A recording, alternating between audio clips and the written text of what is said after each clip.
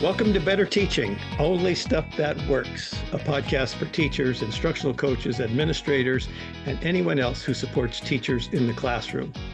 This show is a proud member of the BE Podcast Network, shows that help you go beyond education. Find all our shows at bepodcastnetwork.com.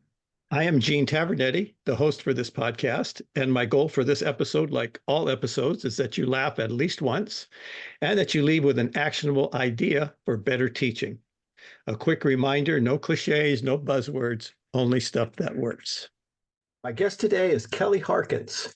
Kelly is the supervisor of elementary English language arts for the Red Clay Consolidated School District in Delaware. With 27 years of experience as an elementary teacher, reading specialist, literacy coach, and district leader, Kelly has dedicated her career to ensuring all students have access to evidence-aligned early literacy instruction. She is a passionate advocate for equity and believes literacy is a social justice issue. In Red Clay, Kelly oversees the district implementation of structured literacy, including foundational skills programs, knowledge building curriculum, assessment systems, and leadership development. She currently leads the rollout of the 95% Group Phonics Core Program, UFly Foundations in Kindergarten, and a district-wide pilot and implementation of Great Minds Arts and Letters curriculum. Kelly also serves as a board member of the Delaware chapter of the Reading League, where she supports efforts to elevate evidence-aligned practice and strengthen teacher knowledge across the state.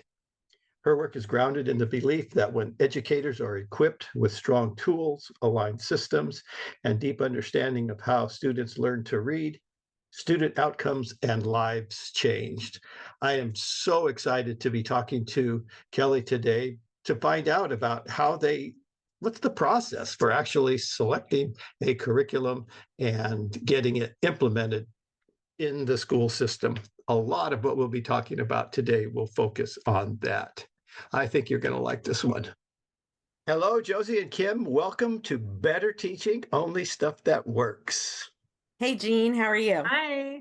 I am so happy to get you two together because I know you guys have regular jobs. And so I appreciate you taking a little bit of your vacation time to chat. And especially to chat about something that I think is so important. We've been having a few people in a row on a podcast talking about literacy, but we haven't talked about writing for quite a while. And I wanted to talk to you two about that and just a little bit about how we met. I had known of Kim, had worked in her district for 20 some years, and we knew of each other, but had never met. And Josie, I knew through EduProtocols and her TikTok fame. Oh my gosh, Gene. But I met you through EduProtocols, and a little bit of background for the folks that we have some folks who are EduProtocol listeners and some folks who are not, who understand what EduProtocols are. And I'll ask you to talk about that a little bit. But we met through that. And one of the things that was most intriguing to me about the EduProtocols was how much writing that was done in the EduProtocols, because that was one of the things that I saw as I've worked with teachers, over the years, is that there's just a dearth of writing. So Kim, you taught elementary for quite a while. Can you talk about what you saw and what you continue to see as you work with elementary teachers with respect to the amount of writing and the quality of instruction that you see? Sure. So this is my 32nd year in education, and I'm out of the classroom as a tech coach. But for my years in the classroom, writing was always kind of like that thing we got to last because it didn't follow along with the curriculum that we were provided necessarily, or the district brought in a new writing program for us to try out. And it never seemed to really be something that was easy to implement. And so it kind of took a back seat. Like, we were really good about teaching reading, we were really good about teaching math and getting science and social studies, but writing was always like the burden because you have to provide the feedback, you have to read through it and see if it makes sense. And writing to me is like the ultimate comprehension check. Like, if you can write about it, that means you know it really well. And so through my work with coaching teachers and being in classrooms and modeling lessons, even though my focus and title include technology, most of what I do ends up being writing. And we do a lot of talking about things before we write them down, so that verbal rehearsal really makes writing much easier in the process, and trying to incorporate the conventions in writing along with the content in the writing and making sure that it is understandable. Well, Josie, you work with middle schoolers, Mhm. which means, and I think you're working sixth grade this year. Yes, So you're getting them fresh out of the elementary program. Uh, yes. what do you see similar things that Kim just described, or where do you see where kids need extra work and what you focus on in your instruction? So my students come to me from a variety of different elementary schools, that feed into my school, either because they're in the neighborhood or it's a school of choice kind of thing. But we have several, I don't even know how many elementary schools in my current district. And I notice trends like some kids come better prepared, depending on what elementary school they went to or which teacher they had. But I have noticed in the last couple of years that a lot of my students are strong writers. Like you can tell they've had instruction in like race paragraphs or CER kind of things. Like they have those skills.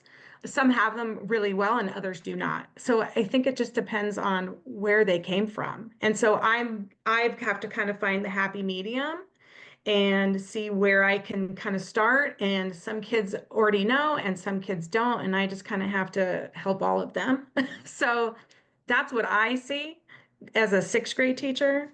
And some students, I always do kind of a survey at the beginning of the year. Some students had classes, in elementary schools where they wrote all the time, and some, not very often, like Kim was saying. I do feel like it is the one thing that gets overlooked a lot because it is the most challenging to teach. And a lot of teachers aren't comfortable themselves with their own writing skills. So I think that all kind of adds to it. So I don't have like this element, oh, my kids are prepared because they all came from this elementary school. They're from a variety of different places. And you can see, you know, this school has strong writers, this one didn't, that kind of thing. When you said, what do I notice? I noticed that a lot of kids come to class, my class, they write like they text. So it's a lot of breaking some really bad habits too, beginning of the school year. So when you So. see kids prepared or unprepared, what's a profile of a kid with regards to their writing? What does it look like if they're not prepared, if they're not writing at grade level, whatever that means? They have poor sentence structure. They're not able to write a cohesive paragraph. They don't have any understanding of, when a sentence starts and begins, kind of a thing. That's what I notice in terms of the students who need the most support. The ones that are fluent or, more skilled, they're able to write. You can see they've been trained. They know what a hook is. They know how to begin a paragraph. They follow one idea. So it's just kind of a mixed bag. So kind of what you're seeing, Kim, as you observe classrooms, and do provide coaching for teachers. Absolutely. I see, I would expect a first grader to be able to write a sentence with capitalization and a period. And then I have to go say that same expectation to second graders, third graders, fourth graders, etc. And the amount of fragments and run-ons is crazy out there. And even though we go over, a sentence has someone doing something and identifying 8 parts of speech, all those things, we're I don't know because I'm only in once a week. I don't know what else is being done during the week to build those skills up. Can we infer what's neglected? I mean, it sounds similar to what I see. It seems like many times we're seeing the same type of instruction over and over again. And I know you guys well enough that you'll tell me if I'm wrong. But my hypothesis is that, if a third grader can't capitalize the beginning of a sentence and there's some sort of punctuation at the end, we go back to the very beginning. But my thinking is because they're more mature now, that can go more quickly. We don't have to spend for the same amount of time you would spend in first grade teaching that. But that's what I see, and we never catch up. Correct. And you know what, Jean? This isn't a current problem. This is a problem been around my entire teaching career of 32 years because this is not just new things that I'm seeing. This is when I used to do technology training for a piece of software. The top 10 lessons that teachers would make in grades 3 and up were about prepositional phrases. So, why are prepositional phrases the stumbling block that every teacher from grades 3 through 12 were making an activity for kids to learn about prepositional phrases? Like that shouldn't be that hard. So I think it really boils down to the amount of reps and the practice that kids are getting because teachers intently teach and are the lecturer at the front of the classroom, and then the kids finally get to show what they know through writing, and we have 10 minutes left in the lesson to do that much writing, and that's it, rather than having that be the focus of the lesson. You were shaking your head there, Josie, about we can catch them up more quickly. Yeah. So when my students come to me, like in sixth grade, I have a set of, I call them non-negotiables, right? So I'm not going to look at your writing if if your name isn't capitalized. You got to fix some things first. You have to go through it, because by the time they're in the sixth grade, that's something that should be automatic. Is it? No. Especially with proper nouns and things like that. They are writing really fast and furiously, especially if they're typing. They don't think to look over what they've read or what they've written. I mean, it's just a given. The more the kids read, the better they write. So, when I'm doing like a beginning of the year writing assessment, I can almost put, kids in two piles, those who read and those who don't, because the more they read, the better they're going to write. And the two are very connected, obviously, right? So we write so people read it. We, we read other people's writing. So I think that is also a thing. Students are reading less and less all the time, they say, all those articles that are being published about how students read less and less than they ever have. I think that's a huge contributor to students who have poor writing skills. How do we address that issue that students are reading less? And I'm going to start with Kim first and then talk to Josie about how you handle it in middle school. But are kids reading less in their reading classes? I spoke to somebody recently and said that a secondary student can go through the entire day without ever having to read aloud, much less having to read. So are we just reading less in our classrooms? I think that it's been hard for teachers to find a balance with all the other things put on top of them that they have to do. So even though you might have a 45-minute language arts block, you don't get to spend the 45 minutes doing that because you're dealing with X, Y, and Z. So I think that's part of it. I do think that the importance placed on testing, especially with different systems that measure students' reading ability, has then made the practice of reading not be fun.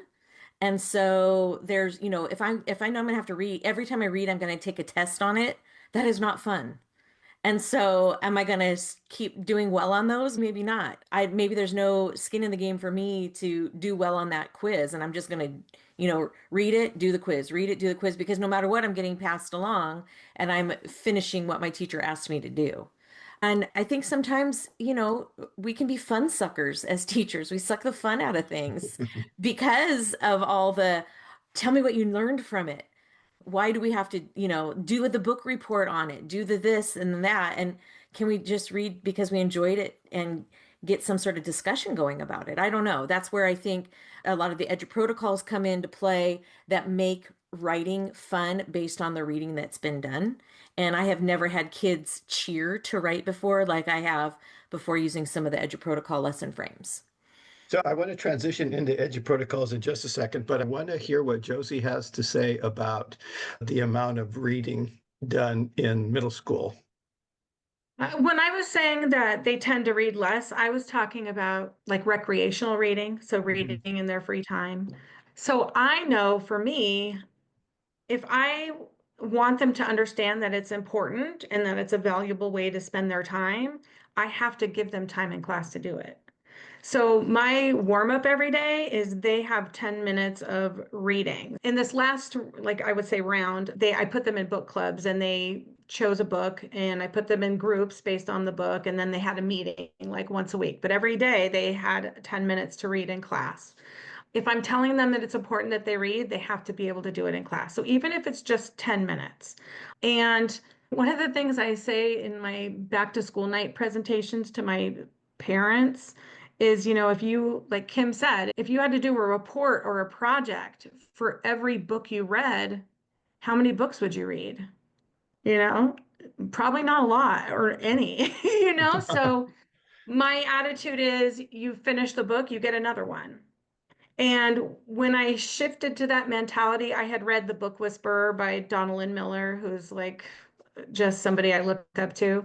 She's written that. And then the sequel is Reading in the Wild, where, the emphasis is on reading as many books as you can, not having necessarily an assignment attached to everything, but talking to your students about books, book talking different books in your classroom to show them what's available. And when I started doing that, I had students much more engaged by finding books to read. Because if I looked excited about it or was excited about it, they tend to kind of follow that, right? So I just feel like I have to give them time if I tell them it's important. You do novels in your class, correct? Yeah, I'm required to. Okay. And so are they reading those novels during class time as well? We'll read them in class. Sometimes we'll read them, a chapter in class and they have to do a chapter at home, or I'll read excerpts after they've supposedly had read a chapter. But yeah, we typically read them during class time. So as we move from that as context and we move into the EDGE protocols where the kids are writing all the time, kids are asked to write all the time about things that they read. Kim, could you just describe what EDGE protocols are? Maybe what they're not? Sure, sure. So EDGE protocols are a lesson frame for learning that you can kind of rinse and repeat and use across all content areas and subject matters. The essence of them are like you're going to do some activities with vocabulary because every subject area has vocabulary, and we might do something like what's called a fast and curious to build up the repetitions of kids learning the new vocabulary words. And then we might use not an EDGE protocol, but we've adopted it as the Frere model because it's universal for understanding vocabulary really well. And then we move into something where the ever familiar Venn diagram can be altered for a cyber sandwich, where we would both be reading the same article, taking notes on that, and then the Venn diagram comes into when we compare the notes to see what we both have, then we write our own individual summaries. So those are just 2 or 3 examples of EDGE protocols. There's a subtle hint of fun in them, and it's kind of like a scavenger hunt of information rather than this worksheet. Like even for the 8 parts of grammar, we have one called 8 parts, where we give students a picture, usually something funny, and they are describing the picture using all the 8 parts of speech and then writing a paragraph. So they are not just underlining the noun once and the verb twice like a typical worksheet. So that's the novelty is what makes it fun for kids, I think. Well, I think there are 2 things that I'd like to expand upon. And one is that, when you talk about the rinse and repeat, like what in the world does that look like? And I think with respect to writing, there's one EDGE protocol it's a CER, claims, evidence, reasoning, which every teacher teaches, or every teacher wants the kids to use. And so in what content area do you do it? I know, Josie, you do it in both language arts and social studies. So you can do it in all the content areas. It doesn't matter. And the second thing, when you're talking about the fun, and this is what drew me to it initially, is how you're suckering the kids into doing more writing. It's almost Absolutely. like you're tricking them into doing writing and having to interact with another student to talk about it as well. Right. Well, and like a perfect example is the random emoji power paragraph. So if I had told kids, hey guys, we're going to write a 5-sentence paragraph right now, nobody would want to be doing that. That does not sound like fun at all. But as soon as I say, hey you guys, open up your computers, go to Socrative.com because you're going to be typing there. I'm going to show you an emoji. and I want you to write a sentence about it. I don't want it to be that's an emoji of a smiley face. I want you to like put some story to it. And now I'm going to show you another emoji and I want you to connect those ideas. So now we have creativity, we have critical thinking. So I'm bringing in the four C's, getting the rigor there. And the kids have to connect those ideas. We're still hopefully getting capitals and periods, and writing is pursuing an idea. And then we get to the end of that, and we've got the five emojis with five sentences represented. And I pull it open on the screen for the kids to see, and I can give collective feedback over some of the things I'm seeing. Like, oh, the biggest one is kids don't capitalize I because they text like that. So we talk about that. Or maybe there would be some places where they needed to put a comma with the conjunction because they had two independent clauses or whatever. All those, like the maybe the thing I'm targeting in their writing instruction or and grammar rules. And then I turn it out to them to vote. So they get to read each other's. So now their audience isn't just me as the teacher, their audience is everybody. And so other people are going to read their writing. And that's when it becomes really fun. And then we can move that into the not show paragraph where they then correct and edit a paragraph.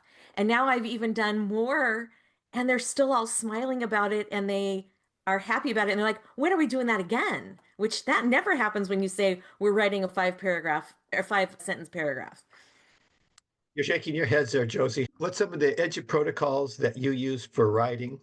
And again, it is for the people who know edu protocols. And so, and I think that's one of the other things that was so exciting to me about the edu protocols is for language arts teachers, especially when it was time to revise or edit anything, where do you get the, authentic samples that kids want to use? All right, Josie, I did a lot of talking there. So you talk a little bit about how you use the edu protocols for your writing? So since I started using Edge protocols, I do a lot more writing in history than I did before. So the ones I use the most often are probably the Iron Chef, the Cyber Sandwich, the three times challenge, whether it's point of view or genre or tone or whatever, some variation of the three times. I use that one a lot in social studies.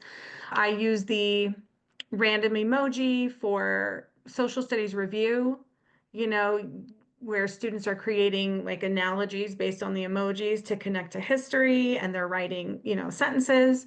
What else? I use the 8 parts in both ELA and history to write summaries of learning based on not even a picture, but an article we read. So those are the ones I use a lot. I use Fast and Curious also, but that's not for writing. But most of the EDGE protocols contain some kind of writing or a response to something they read, which requires writing. So since I started using them, I feel like my students write a lot every day, all week long. And I have the same students for English and history, so I get them for a longer chunk of time every day.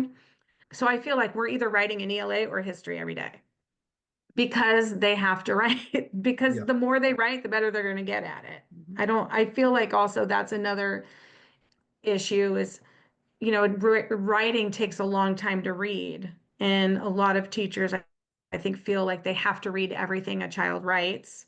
And so it's harder to assign it, you know what I mean? But I think students should be writing. I heard this once in a professional development. Students need to be writing 4 times more than you could possibly read or grade, because they need the constant practice. So I feel like the EDGE protocols that I use help that a lot. Like we wrote a 3 times point of view for ancient Egypt, the day before the break, before the winter break. So I'm always trying to figure out a way to include writing, especially in my history class.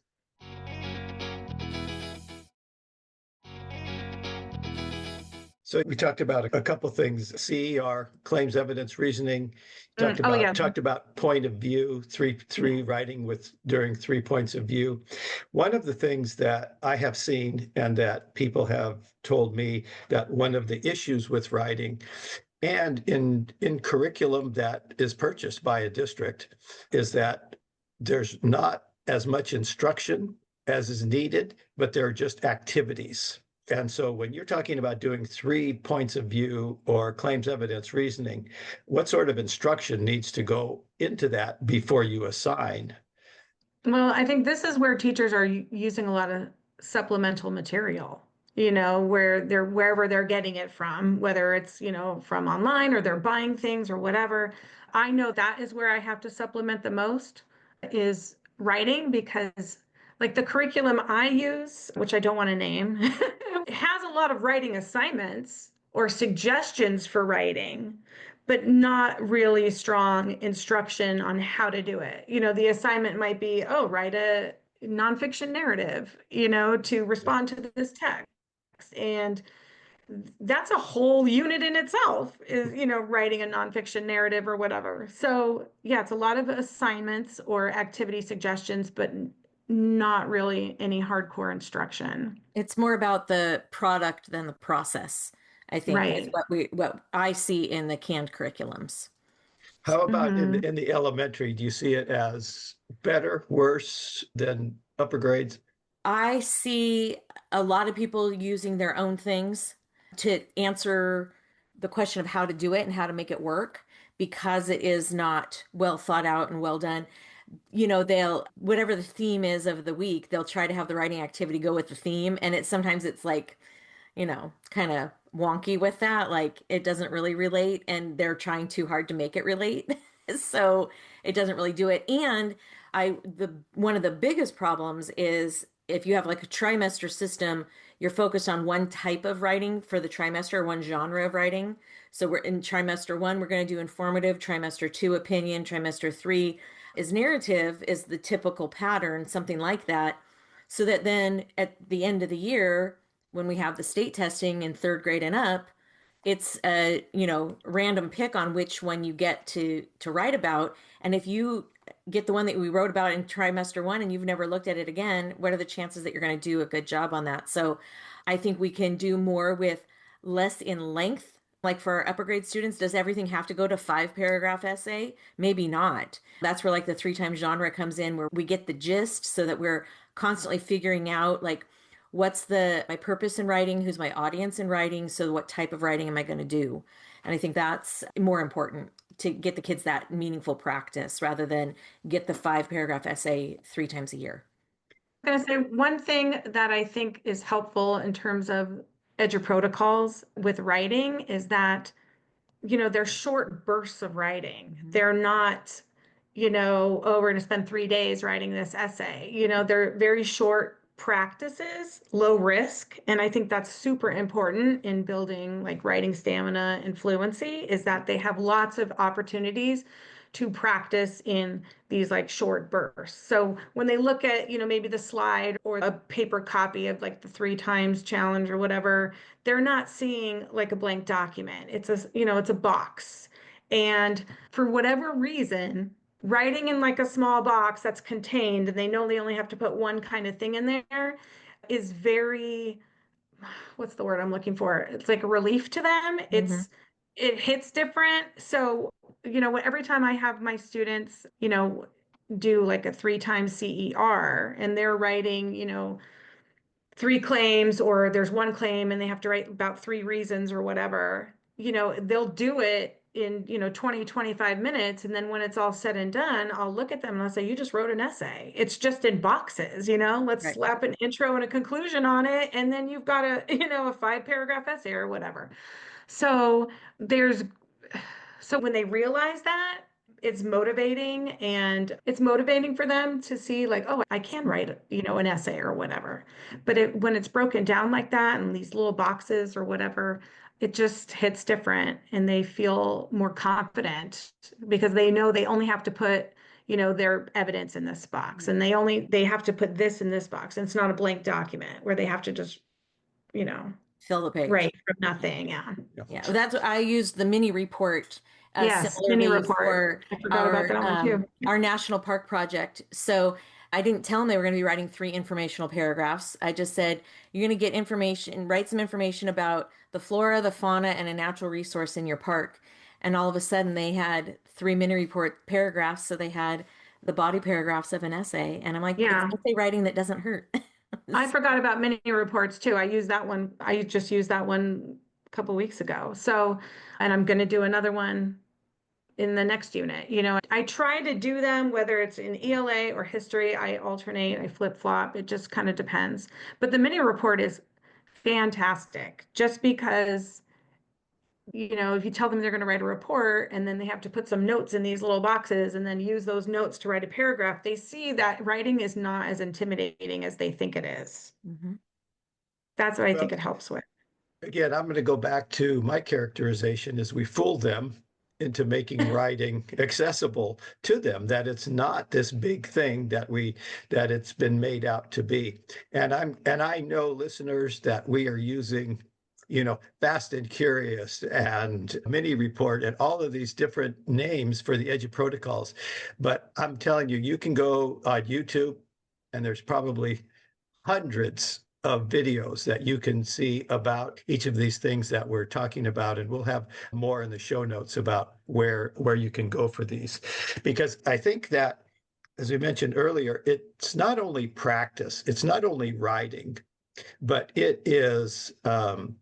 it's not naive practice. Just go right. Just go right. It's not that. It is writing with a purpose. It's deliberate practice. There's criteria. As you said, Josie, we can't read all the writing that students need to read, but I know we've been using some AI to help Mm-hmm. with that. So can you talk about, Josie, start with you, how you're using some AI tools to help with writing, and then we'll talk to Kim about in the younger grades. There are so many platforms. I mean, so many. And I was at the point where I'm trying all of them to figure out what I really want to use. You know what I mean? And each of them have their own purposes. So one platform I really love is wewillwrite.com because it does exactly what I said before. It gives them short bursts of practice, over several little writing challenges. It provides the teacher with feedback to give to the class in general. It's gamified basically.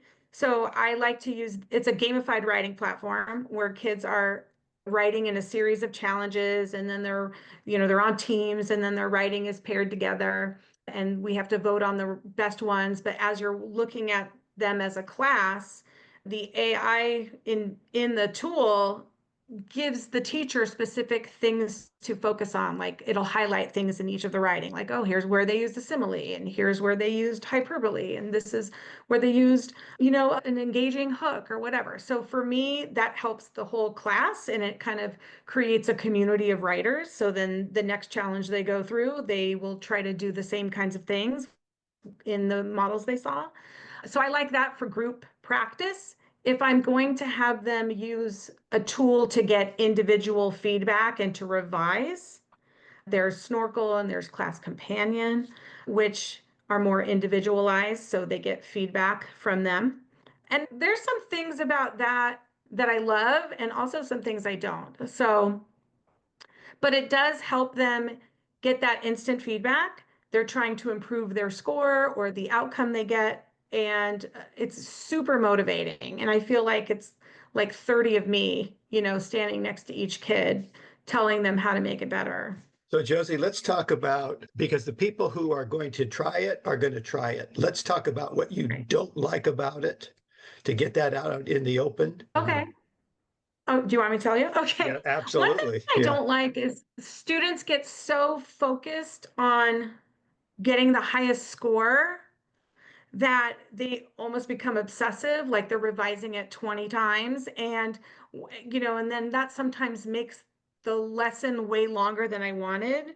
So what I've realized I have to do is, give them kind of a limit. Like once you've revised it 3 or 4 times, that's enough or whatever. Sometimes the AI settings are too high for my students. So if the tool can allow you to adjust the feedback level, that's helpful. I think Snorkel does that. But that's what I've noticed is they get so obsessed with like getting the perfect score. And I'm glad they care. It's just it's discouraging sometimes. Also, you know, we talk about how in my class how AI is not always right. It's not always 100%. So they are, getting this feedback, but it's not necessarily what I told them to do, or they've done it and it's wrong, or, so it's not always 100%. And that's what I tell the students. I said, I'm the one who's going to read it. You're just getting some feedback ahead of time. If you don't agree with the feedback, you don't have to use it, but it's there for you, right? So I just worry about how obsessive they become about trying to make it perfect. At the same time, I It, also like that. yeah. How about in the elementary grades? So in the elementary grades, it looks a little bit different. I have used it with second graders for descriptive writing. We actually went into Padlet and Mm, they typed in a descriptive sentence. I think they were disguising a turkey or a pig, or it was from some story, but it was descriptive language. And so they went into the AI image generator in Padlet and typed in their sentence to see, is that the image you wanted to create?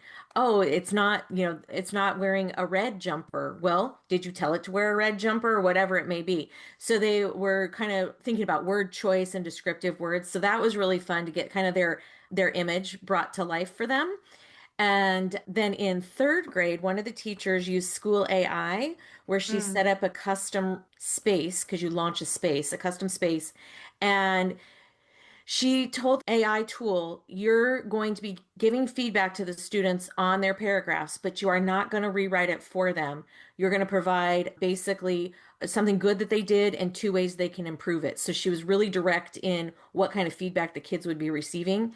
And then the kids copy and pasted one paragraph at a time into school AI and then saw what they needed to fix, read the feedback they were given, and then they went back to their paragraph and fixed it up. So I liked that kind of working in Yeah. tandem. So it wasn't just like plopping in the whole essay saying, rewrite this for me. It was showing the responsible use of AI, which is something very important in my district. We've actually, something that your listeners may want to look up is a Google extension called AI Trust You, where students are kind of owning up to what they're using AI for. And so they can, you know, admit what they're using it. And so we have a good idea of where the product came from.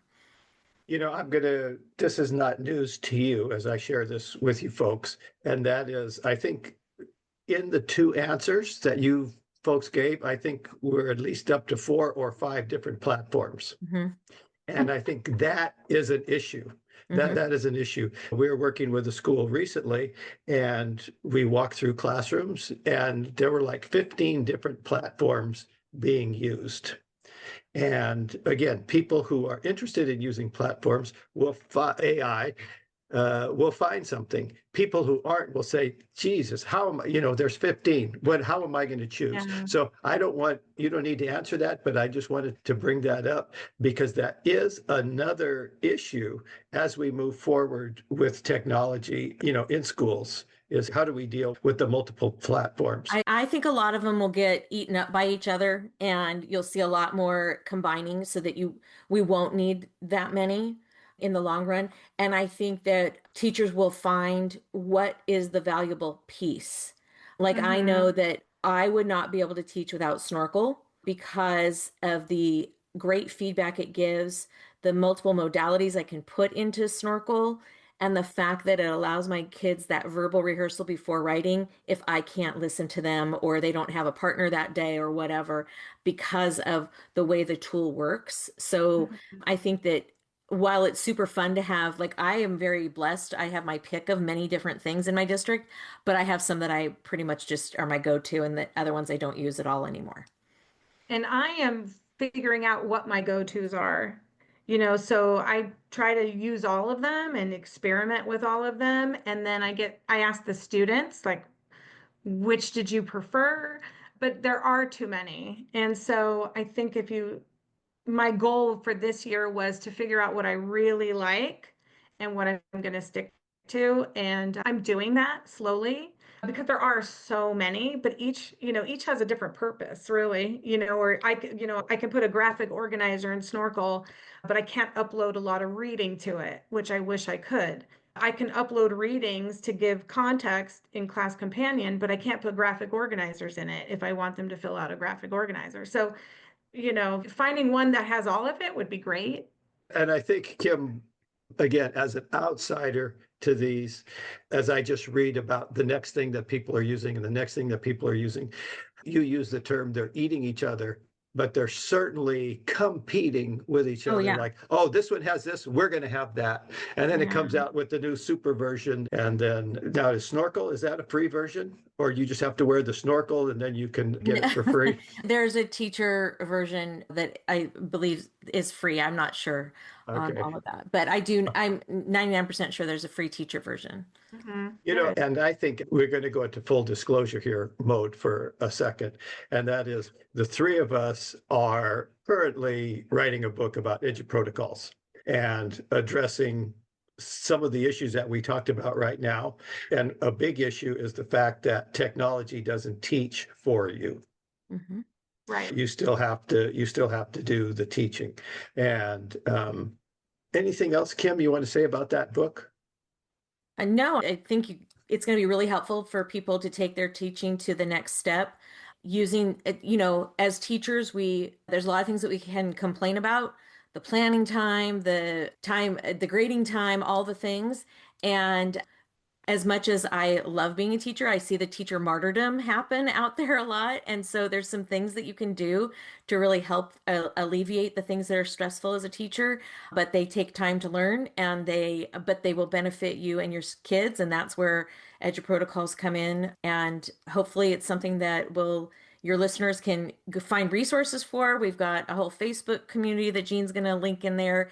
And I actually have a little, well, it was supposed to be a one pager, but it turned out to be a little bit longer than that, about how we can fix the flaws in writing instruction with Edu protocols. Okay. That was good. Yeah. Okay. You know what? We could go on forever. Do you guys have any questions for me? Yes, I do. So you're an instructional coach, Jean. Yes. So when you're talking to teachers about writing instruction, what do you face any resistance, or what do you see is, an issue when you're coaching teachers? I don't know if I'd call it resistance necessarily, but I think there's one thing that I see consistently missing, and that is a piece of writing is done, like for example, a CER, okay, about some content. Before that's done, that the students know what a good CER looks like. What are the components? If you were to read this, to have the students read it, and based on the information that you gave them, the criteria that you gave them for what should be in a good claim, can they evaluate the claim? Okay, can they They have to know evaluate what a it? claim is, first of all. They know the Exactly. Yes. difference between a statement and a claim. That's one of So the first lessons I usually So do. that would be one of those things that I think so often we jump to the output because, and I'm going to blame curriculum a lot of times, is that here's an assignment to do. And then the assignment doesn't go well because there wasn't enough instruction. And so what's the output? It's usually a below grade level type of writing. It's a very rudimentary type of writing. So that's always difficult to slow the teachers down in the writing process to do what you just described. Like, what's the difference between a claim and a statement? What's the relationship between the claim and the evidence? What's the relationship between, all of those things, and actually be given samples just like it's a nacho. And now we're going to go back and say, what's good? What needs to be fixed? How can we fix it? And because I think it goes back to what you were saying about your kids getting AI to evaluate a paragraph and then give them feedback, and now they want to go change it. Okay. Well, one of the things that I would want at some point, and I don't know if we talked about this before or not, Josie, is have the kid, maybe after the fifth try, have the kid come to the teacher and say, you can't go on until you evaluate the feedback that you were given. Right. You Well, know, that's the thing. That's the thing that I love about those AI tools is that, they're reading the feedback and then trying to figure out how to apply it. And that's when they're using those tools, that's where I find that's what I'm doing. I'm walking around the room helping them to understand what the feedback is telling them. And I love that part of it. But yes, at some point they need to stop and get some real help. and prove that they know what the feedback is. Because Mhm. I could imagine somebody, you want to hang a picture and it's crooked. and somebody standing across the room says, okay, a little more to the right, a little more to the, oh, a little more this way, a little more that way. And the person moving the picture doesn't know what's going on. They're just doing what they're told. So they're getting feedback, making changes without any knowledge or understanding of the changes that they make. And so whether they're doing AI or not, that's the second piece, I think, is getting teachers to ask the kids to evaluate what they have done or to evaluate a classmates based on the criteria that's been given. And usually they've given good criteria, but the kids don't have to generate product based on that criteria or evaluate based on that criteria. So those are the two things that it's not hard to convince them. I think it's just many of them have never seen it broken down like that. And so they just get frustrated because the kids don't get better. And because they're only writing, a few times a quarter, the kids don't get better. And then they go to the next year, and the next year we're reviewing the same writing process all over again. I think it would be helpful if districts, I know mine doesn't, I'm sure there are that do, where there's like they've adopted some kind of writing program and it's used consistently all the way through, so everyone has a common language, everybody's calling things the same thing.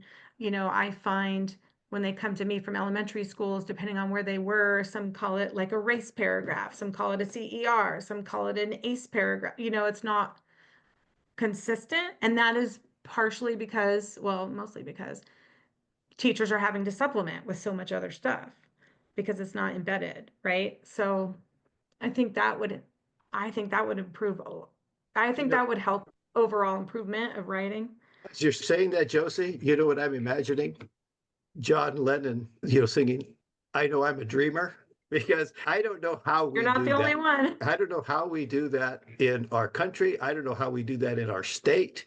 I don't know how we do that in our counties. We tried that in a previous district I was in with a writing program, and there was that common language, there was the common color coding, there was all that, and then there was the middle school people, didn't like the cookie cutterness of it.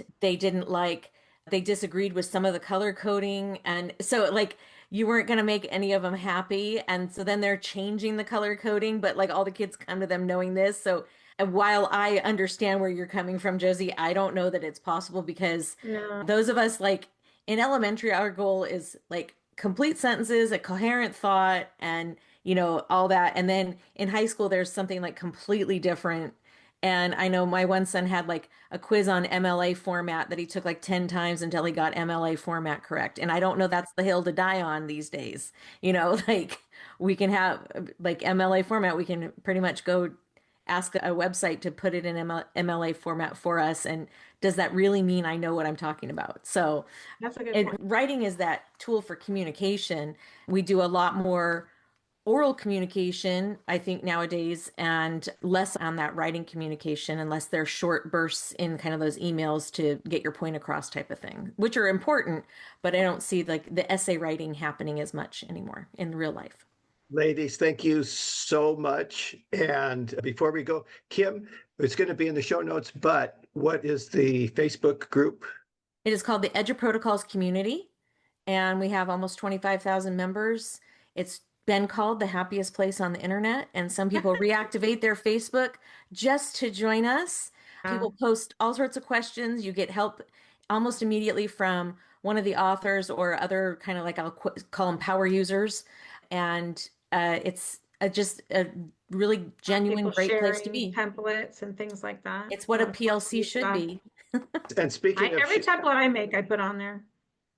And Josie, you also share, you have a nice audience on TikTok. What is your handle? Is that the right thing? Is that what the kids say? Is they still say a handle? I know I'm too old for TikTok, but I use it and I do 60-second PDs basically. It's at jwoz_teaches. That's my handle. And I just talk about what I'm doing. And sometimes I think, oh gosh, I don't want to do this anymore. It's so embarrassing. But then I get a message saying, thank you so much. You've really helped me. And then I just keep doing it because of that. So they are great. Thank you, Josie. Thank you, Kim. And we will talk to you soon.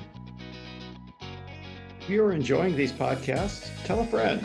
Also, please leave a 5-star rating on Apple Podcasts Spotify, or wherever you listen. You can follow me on Blue Sky at G Tavernetti, on Twitter, X at G Tavernetti, and you can learn more about me and the work I do at my website, tesscg.com. That's TESSCG.com, where you will also find information about ordering my books, Teach Fast, Focused Adaptable Structured Teaching, and maximizing the impact of coaching cycles.